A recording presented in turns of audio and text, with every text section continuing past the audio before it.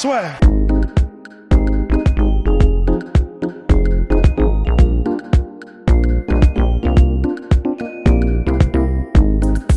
Eh bien voilà, bonjour à toutes et à tous, bienvenue dans le podcast La Sueur avec nos chers amis Polydomso et Rust de retour.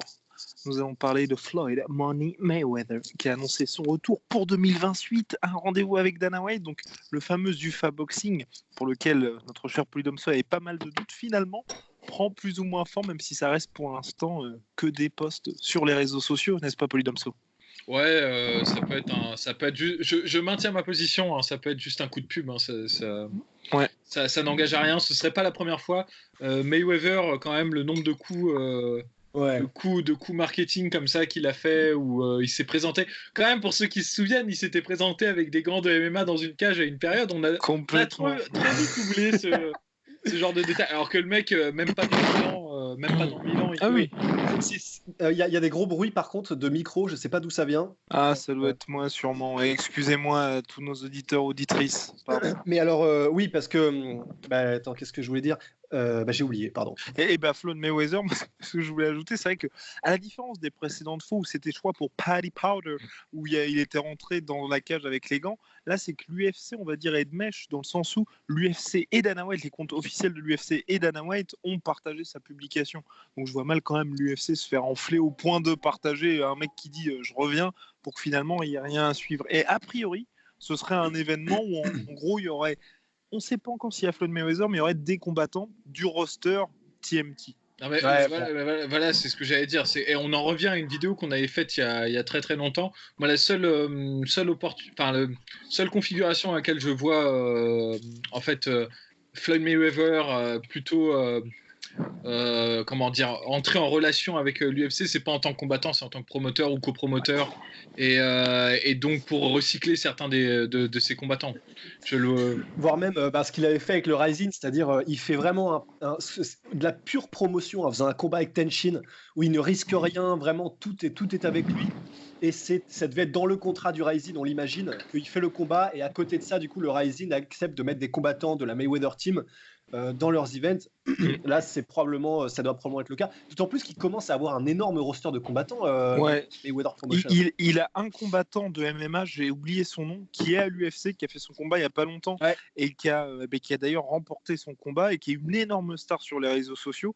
Donc il y a ça. Pour l'instant, ce qui se dit au niveau des rumeurs, ce serait un combat de Mayweather pour son retour, donc contre un boxeur, et un autre combat contre un combattant UFC. Bien évidemment, contre le combattant UFC, ce ne serait pas en MMA, parce que Mayweather se ferait déchirer. Il y a les rumeurs aussi Manny Pacquiao. Moi, j'ai un petit peu de mal à y croire, parce que c'est vrai que Pacquiao, certes, il est plus âgé que Mayweather. Non, plus jeune de 2 ans que Mayweather, mais il est très actif et il combat les meilleurs au monde. Donc c'est vrai qu'entre un Mayweather qui est à la retraite purement et simplement, ça pourrait être dangereux pour lui sportivement. Même là, aujourd'hui, contre un boxeur, un vrai boxeur, si c'est un mec qui veut lui apporter de l'argent, ça peut être un peu dangereux pour lui. D'un autre côté, d'un côté purement promotion, il est tellement intelligent au niveau de tout ça, justement Mayweather, que c'est quelque chose qui pourrait traire un peu le fait de se dire ah voilà, j'étais à la retraite, un peu à la comment il s'appelle déjà, le jabber là qui s'était fait défoncer contre Tyson, je crois. Larry Holmes, un peu à la Larry Holmes, le mec est invaincu, il revient 2 ans plus tard pour affronter un mec un peu chaud. La différence, c'est que je pense que Mayweather est tellement plus calculé dans son approche qu'il va revenir, il va traire le truc en disant on va voir dans quel niveau je reviens, j'étais à la retraite, je suis peut-être plus la personne que j'étais avant, et il sera capable de le faire, hein, ça, alors il n'y a pas de souci, n'importe quoi pour que le combat soit un peu sorte de l'ordinaire et génère de l'attention. Mais oui, de toute façon, il est tellement intelligent que c'est un peu comme un GSP, tu vois. Quand il reviendra, de toute façon, s'il revient, ce sera contre une personne calculée, mesurée et calibrée. Et si c'est contre quelqu'un qui est vraiment chaud, il va commencer à 6 mois sans souci, quoi. Et il pourrait faire la spéciale Canelo Alvarez, affronter un mec avec on va dire dans une catégorie de poids nettement inférieure, petite clause en prime pour que le mec soit à l'article de la mort à la pesée. Voilà. Et il y a aussi TJ Dillashaw qui a dit que quand il revenait de sa suspension, il voulait bien Mayweather. Je ne sais pas dans quel monde le mec vit, mais il s'est dit que c'était une bonne idée au niveau promotion de balancer ça. Extraordinaire. Dillashaw qui était il y a quelques années un des favoris de Rust Ah, il est... Ouais. Non mais en fait, voilà, il faut rester. Faut séparer la personne de son œuvre, hein, c'est ça. Que l'artiste. Mais c'est vrai que voilà, ça reste un des plus beaux combattants à voir combattre, techniquement, qui ait jamais été à l'UFC. C'est juste que le problème, c'est qu'il était chargé comme un bonnet, et donc forcément, ça me rend le personnage détestable. Déjà, je l'aimais pas beaucoup avant. Mais voilà, il n'en reste pas moins que. Cela dit, on lui doit quand même un des faits d'armes de Cody Garbrandt parce qu'on m'a taclé, c'est un des vieux dossiers de la sueur parce que je m'étais lâché un moment sur Cody Garbrandt. Ah bon, c'est même fait un strike. Mais quand même une preuve à l'appui, c'était quand même le moment où Cody Garbrandt, il avait dit en conférence de presse, TJ Dillashaw il se drogue, d'ailleurs c'est lui qui nous a tous appris à se droguer à la Team Alpha Male. Je trouve que c'était magnifique. Il y a eu un silence juste après. C'était passé. Ah ouais, non, c'était magnifique. Ah ouais. C'était avant le fameux, c'était quoi UFC, je ne sais plus combien, 218 ou 227, mon cher Polydome. Ça y est. C'était le premier combat entre Cody Garbrandt et Dillashaw. Et 217, pardon. Mon cher Polydomso, quel adversaire pour Floyd Mayweather pour ce retour? Honnêtement, je m'en carre. Franchement, je m'en moque un petit peu. Ça n'a pas trop d'importance. Comme vous l'avez dit, hein, c'est pas la première fois qu'il fait ça, qu'il fait des retours. Je sais pas combien de fois il est parti en retraite. C'est comme Eminem, quoi. À un moment donné, ça devient saoulant. Trop 4 fois. Guess who's back. T'as envie de dire, bah ouais, mais mec, ça fait déjà 5 fois. Donc, toujours back à un moment donné, vas-y, quoi. Ouais. Ça fait un peu chier, quoi. Et donc, du coup. Bon, bah, sa carrière, maintenant, on peut dire qu'il a une carrière fantastique. Hein. C'est un boxeur hors norme, peut-être le plus doué de sa génération, si ce n'est de toutes les générations pour certains. Donc ça, je vais pas revenir là-dessus. C'est un boxeur génial. Point. Il y a pas de critique à faire derrière. Mais c'est ce qu'on peut lui reprocher et à la fois l'admirer pour ça, c'est que c'est un calculateur aussi. Et là-dessus, bon, bah voilà, il va faire son retour, il prendra pas une once de risque. Il ne prendra pas de risque, c'est impossible. Il n'y en a jamais. Il y a une blague récurrente dans le milieu de la boxe, c'est de dire que Floyd Mayweather c'est le meilleur boxeur défensif dans et hors du ring. Ben, c'est vrai, et donc je ne vois pas changer à 41 ans, 42 ans, je crois qu'il agit là maintenant. Voilà, donc évidemment. Juste, je suis désolé, Polydomso, on entend vraiment un truc derrière, Guillaume, et ça va gêner nos auditeurs. Ouais, je crois que. On verra. C'est ton souffle rauque. Oui, voilà, le souffle pervers qu'on entend depuis tout à l'heure. C'est bizarre, je sais pas ce que c'est. Il y a quelqu'un derrière. Ah non, c'est pas moi, non. Il y a quelqu'un derrière moi. En mode souffle sur la nuque, tu sais. Là, on l'entend vraiment pour le coup. Je pense que les gens vont gueuler. Hein. Attends, est-ce que t'entends là? Ouais, faut que tu restes comme ça en fait. T'as pas le choix. Reste comme ça, ouais. Voilà. Ah, je pense que c'est. Ah oui, c'est parce que oui. J'inspirais dedans, je crois. Oui, non, alors en fait, si on veut vraiment rentrer dans la technico-tactique du truc, je pense que en fait, souffle devait se réverbérer aussi sur ton écharpe. C'est ce que je pense. Un peu comme dans Food Irene. Tu sais, quand le gag récurrent. Quand il tout le film. Oh mon Dieu. Bien, et sinon, hormis Floyd Mayweather, parce que ça y est, voilà, on a parlé un petit peu de Floyd et de ce retour, il y a aussi et surtout notre cher Deontay Wilder qui combattait le week-end dernier. Il y a eu un petit récap, bref, sur la sueur. On avait dit qu'il y allait avoir le fameux trio de la mort qui allait en parler, parce que Deontay, il a quand même fait quelque chose d'assez impressionnant. C'est qu'il a terminé ce cher Luis Ortiz le seul moment où il a accéléré, où il a finalement vraiment tenté quelque chose aussi. Et notre cher Polydomso va en parler finalement mieux que toute autre personne sur cette planète. Ce serait prétention. Non, mais c'est hallucinant, quoi. C'est un boxeur tellement atypique, Deontay Wilder. Il n'y en a pas un comme lui, en fait. Dans l'histoire de la boxe, je n'ai pas une personne en mémoire qui lui ressemble dans son style, dans sa façon de combattre. C'est un mec qui dépasse à peine la limite de poids pour être poids lourd, mais il cogne tellement dur. Je sais pas, en fait, en termes de one punch knockout power, je pense que c'est le plus grand de tous les temps. Franchement, même George Foreman tapait pas aussi fort sur un coup, j'entends sur un coup. C'est impressionnant. Beaucoup de gens critiquent sa technique, mais moi je pense qu'en fait quelque part comme ça marche, il a raison de boxer comme ça. C'est-à-dire, il n'a pas besoin d'autre chose. Et peut-être que s'il y avait autre chose, il serait pas aussi bon dans ce qu'il fait, en fait. Faut pas voir, en fait, ceux qui pensent ceux qui pensent ouais, mais il serait meilleur s'il faisait des coups au corps, s'il variait sa boxe peut-être. Mais c'est un peu la même logique que de dire ouais, si Demetrius Johnson il faisait 90 kilos, il battrait tout le monde quoi. C'est-à-dire qu'en fait, tu as une façon de boxer qui est propre à ta morphologie et qui est propre à tes compétences physiques et à ce que tu amènes sur la table et qui est aussi en fait le fruit d'une histoire, d'une expérience à travers des milliers d'heures de sparring et d'entraînement à la salle, qui fait qu'en fait, à l'instant T, au moment où tu boxes, bah, tout ça, c'est le fruit d'une énorme équation qui incorpore tes caractéristiques physiques, ta façon de t'entraîner en conséquence de ces caractéristiques physiques, ce qui font qu'en fait, Deontay Wilder, s'il essayait de boxer autrement, il serait sûrement moins bon. En fait. Non, surtout aussi aujourd'hui, après je laisse Polydomso poursuivre, il a quand même pour moi prouvé face au meilleur parce qu'il y a eu depuis un moment les combats contre Brésil, contre Ortiz, les 2 combats, plus contre Fury, il s'est mesuré on va dire à des solides top 10 de la catégorie poids lourd, donc tu peux un peu cocher ce truc.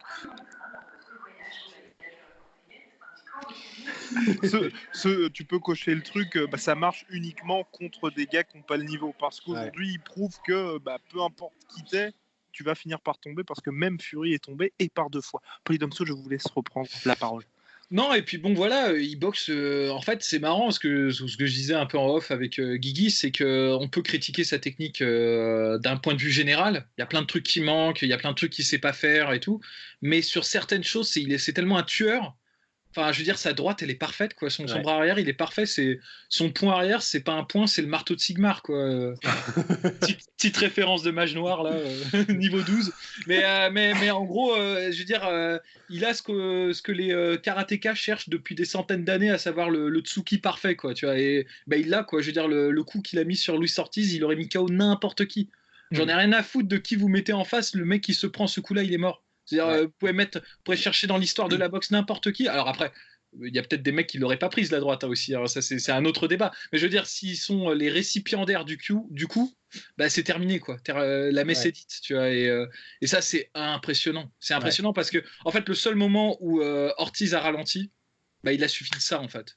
Et c'est un chasseur patient. C'est-à-dire, il a tout de suite senti dès que Ortiz commençait à décélérer. Il lui a fallu un round pour placer. Mais c'est Rust, c'est parti pour la masterclass de Rust. Mais non, mais en fait, et c'est là où c'est vraiment fascinant en vrai, c'est que c'est même rentré, j'ai l'impression, dans son game plan et son approche de combat, de se dire, de toute façon, quel que soit le résultat pendant les 10 rounds ou pendant les 12 rounds, il y a forcément un moment où je vais le choper, et si je le chope, je le tue. Et en fait, c'est là où c'est vraiment intéressant, c'est que du coup, il a même pas cette approche du tout de combat au round par round, de technique, d'essayer de trouver les points, d'essayer de varier les zones de frappe et tout ça. Il l'a bien sûr dans sa manière de boxer, mais c'est pas dans son cortex, j'ai l'impression, de se dire il faut que j'essaye de gagner ce combat d'une manière ou d'une autre. C'est juste, il sait, c'est comme s'il savait, et ça s'est vu contre Fury parce qu'il se faisait vraiment dominer, il se faisait toucher. Mais à aucun moment, et c'est tout à son crédit, c'est tout à son honneur, à aucun moment il s'est démotivé, à aucun moment il a perdu l'espoir, il s'est dit ouais ok, un petit peu comme, sans vouloir gunshot, mais un petit peu comme Guillermo Rigondeaux contre Lomachenko, tu vois, il n'y a pas un moment où il s'est dit ouais j'arrête, ça sert à rien, tu vois. Deontay Wilder, c'est ça, c'est presque... C'est surnaturel, il sait que s'il touche, il tue, et du coup, il n'attend que le moment où il va toucher. C'est assez énorme. Et alors, on a eu beaucoup de combattants qui étaient comme ça, parce que du coup, quelqu'un qui a tellement confiance en ses points, que du coup, il se dit, je vais pas chercher à gagner round par round, je vais juste chercher à tuer, mais qui soit aussi consistant et aussi consistant aussi haut niveau et contre une opposition aussi incroyable, c'est du jamais vu. Tu dis tout le temps, Polydomso, tu vois que Tony Ferguson perd les combats jusqu'à ce qu'il les gagne. Deontay Wilder, c'est ça, mais puissance 10 000 et violence encore plus, quoi. Après, il y a quand même un petit game plan chez Wilder, dans le sens où quand on regarde les combats contre Steven ou Brésil, quand il sait qu'il peut accélérer dès le début, il le fait. Ouais, bien sûr. Contre Fury et Ortiz, les 2 combats, à chaque fois, il savait très bien que ça allait être compliqué dès le début s'il se lançait à corps perdu sur les mecs, et donc il sait se montrer patient aussi. Donc, mine de rien, il y a quand même un... Mais il y a une logique. Exactement. Et il y a même une stratégie dans sa folie, dans sa façon de... Parce que c'est vraiment pas académique, hein, je veux dire, c'est unique en son genre. Mais même, il y a plein de trucs, même s'il les fait pas correctement, ça marche. Donc quelque part, on s'en fout que ce soit fait correctement ou pas. Par exemple, en termes de défense, il y en a beaucoup qui disent sa défense est poreuse et tout. c'est vrai, mais n'empêche qu'il empêche tous ses adversaires de boxer en combinaison. Ouais. Il n'y a jamais un moment où il se prend plus de 3 coups d'affilée. Parce qu'en fait, il a un bon menton, il a un excellent menton, mais ce qui fait qu'il se fait pas mettre KO, c'est aussi qu'il arrive à tirer parti de 2 choses. C'est que, il bloque les combinaisons, il empêche les coups en combinaison à son visage, et 2, il tire parti de sa taille. Donc il peut se tenir relativement loin. Et à chaque fois qu'Ortiz touchait, même des superbes contres, Ortiz, il a fait des contres magnifiques, où il esquive et revient en bras arrière, bah, même dans ces cas-là, il pouvait pas taper à 100% de sa force, parce qu'il y avait toujours les bras de Deontay Wilder qui traînaient, et qui freinaient un peu, en fait, la course des coups. Même s'il prenait les coups, bah, il avait enlevé peut-être 50% de l'accélération du coup en bloquant partiellement le coup. Et donc du coup, il sait très bien en fait qu'il va jamais prendre un coup plein pot à 100%. Moi, je vois, c'est rare de le voir se prendre des chocs très nets, très clairs, très précis. Et comme les mecs n'arrivent pas à boxer en combinaison parce qu'il est super fort et qu'il clinche et qu'il est assez intelligent là-dedans, bah, ils peuvent pas le mettre KO. Donc en gros, c'est un jeu qui devient, à mon avis, extrêmement stressant quand on combat un mec comme Wilder, c'est de se dire, putain, ce mec-là, il a une défense horrible, mais j'arrive pas à placer mes coups. Donc, certes, je gagne au point, mais je sais que si lui, il va placer un coup, de toute façon, je vais pas me relever. Moi, j'arrive pas à le choquer. Donc, c'est très, très dur. Donc, en fait, malgré tout, malgré sa façon de faire qui est pas académique et qui est pas, bah, c'est pas l'école de boxe classique, bah, ça marche parce que c'est lui, parce qu'il a un setup, un set de caractéristiques et de caractéristiques physiques et techniques qu'il maîtrise à la perfection. En fait, Sun Tzu, il disait si tu te connais toi-même et que tu connais ton adversaire, tu gagnes à tous les coups. Mais c'est ça, en fait, Wilder. Wilder, il sait très bien ce qu'apportent les adversaires. La preuve contre Ortiz, il s'est pas jeté au premier round et il se connaît par cœur lui-même, en fait. Et c'est pour ça qu'il est si bon. N'en déplaise aux puristes de la boxe. Je disais d'ailleurs à Guigui et à Russ que, en fait, ce mec-là, moi, personnellement, je le prends comme une vanne des dieux, en fait, pour rabaisser le caquet aux analystes et aux puristes de la boxe, tu vois, genre ah ouais, tu penses que la technique, bah regarde, tiens, Wilder. démerde-toi pour analyser ça, connard, tu vois.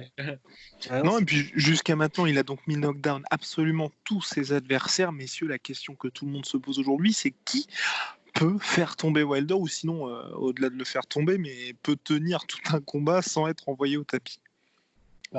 Pour moi, Fury, hein. Je reste convaincu. Donc, il s'est déjà fait envoyer 2 fois au tapis lors du premier combat. Ouais, mais moi, vraiment. J'ai peur. Donc la revanche d'ailleurs qui aura lieu le 22 février prochain. Ouais. Voilà. Moi, je suis confiant parce que je sais pas si on a vu un Fury qui était véritablement le Fury optimal. Alors, est-ce que c'est celui qu'on aura la prochaine fois? Il y a toujours tellement d'inconnus dans la préparation d'un combat que c'est pas sûr. Mais j'ai suffisamment confiance en Fury. Et c'est pour ça que j'adore ce combat. C'est que c'est vraiment la rencontre de 2 extrêmes.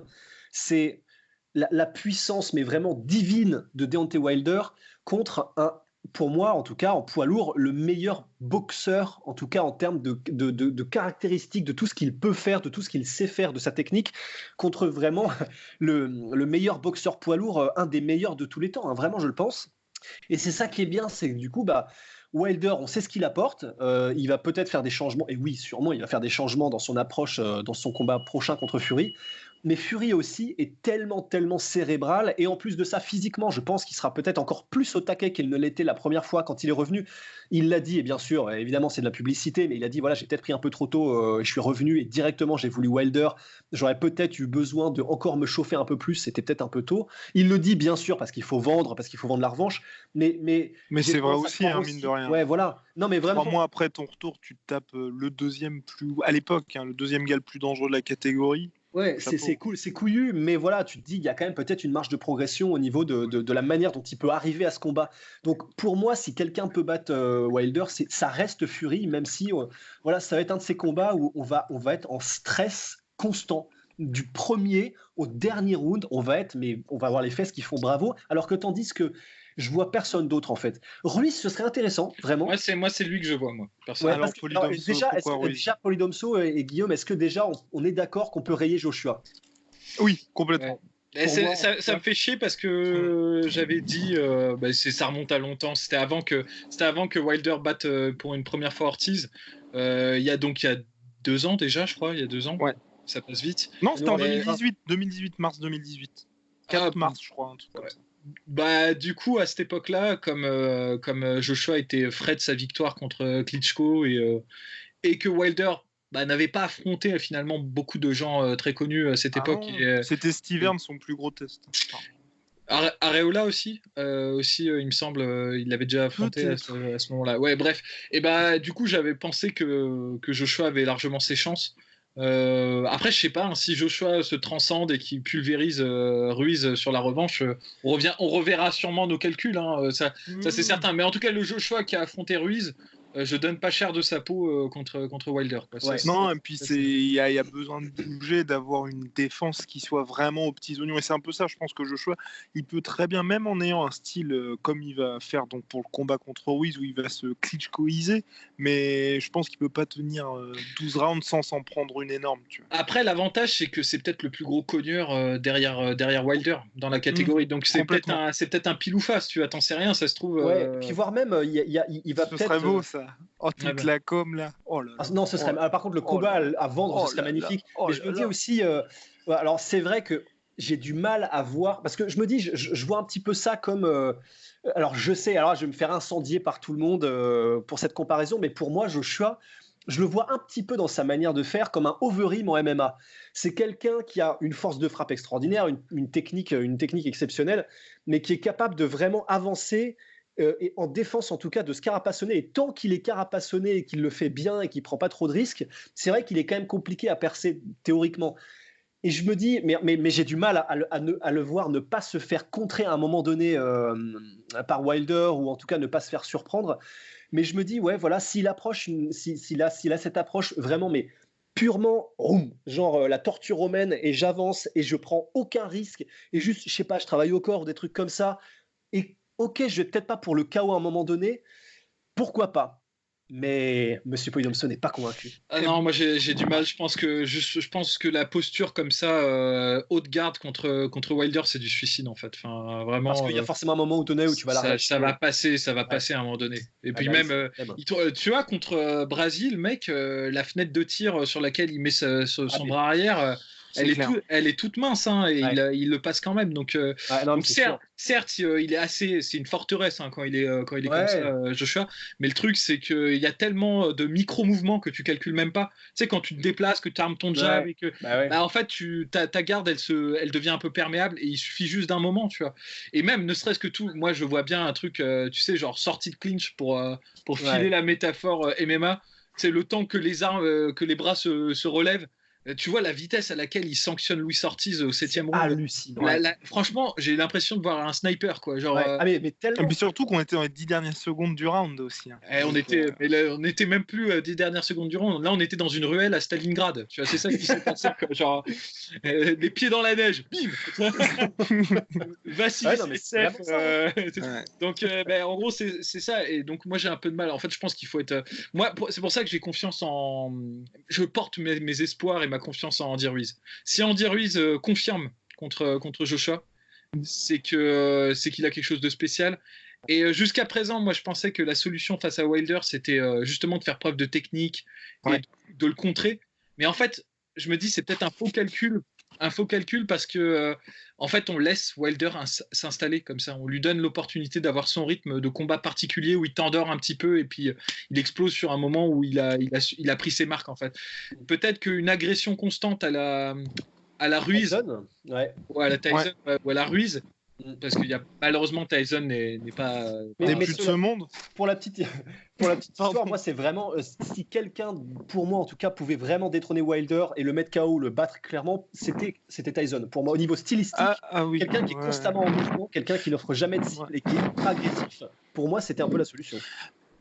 Ouais, bah après je pas avec des si, avec des voilà, j'ai pas réfléchi à cette question de cette façon. Après avec Polydomso, on parlait aussi du si qu'il faut qu'il confirme vraiment contre un vrai poids lourd et un mec qui soit en activité. Il y a juste moi la grosse crainte que j'ai avec lui, c'est le côté d'un peu diesel, on va dire. Où les 5 premiers rounds, je pense qu'il aura un petit peu chauffé, c'est comme l'a dit Polydomso, s'il se fait toucher, fin de carrière. Franchement, je le pense sincèrement, hein, mais c'est vrai, pourquoi pas, s'il confirme. Non, mais pourquoi Ruiz, pour revenir sur Ruiz, c'est que Ruiz, déjà, c'est un formidable encaisseur. Donc déjà, c'est une énorme qualité quand on combat un mec comme Wilder. Mais surtout, j'en reviens à ce que je disais, boxer en combinaison, les gens n'y arrivent pas contre Wilder. Mais Ruiz, il a réussi à le faire contre Joshua. Et super bien. Et quand il est à mi-distance, quand il commence à enchaîner ses crochets, putain, il va vite, il tape fort. Ouais. Et je me dis que justement, les 2 défaites de Wilder en amateur qu'on connaît, c'est contre Clemente Russo et contre Evgeny Romanov. C'est des petits gars qui boxent en crochet et qui sont assez nerveux et qui te rentrent dedans. Et contre Evgeny Romanov, il s'est même fait mettre KO comme ça. Donc bon, c'était il y a super longtemps, il avait juste 2 ans de boxe. C'est une petite comparaison. Mais c'est juste que je pense que le morphotype d'un mec, bon, il est pas si petit que ça, Ruiz, mais il est petit par rapport à Wilder, ben, ça peut-être jouer. Et d'ailleurs, on a vu que les angles de frappe qu'utilisait Ruiz face à Joshua, ça l'avait désarçonné. Moi, je me dis, les crochets comme ça, où il rentre à mi-distance et il commence à enchaîner, et il aura pas peur de rentrer dans le tas. Ouais. Et il aura un cardio pour mettre la pression pendant tout le combat. Ouais. Je me dis, ça va empêcher en fait Wilder d'avoir son espèce de faux rythme où il prend son temps et il explose quand il veut exploser.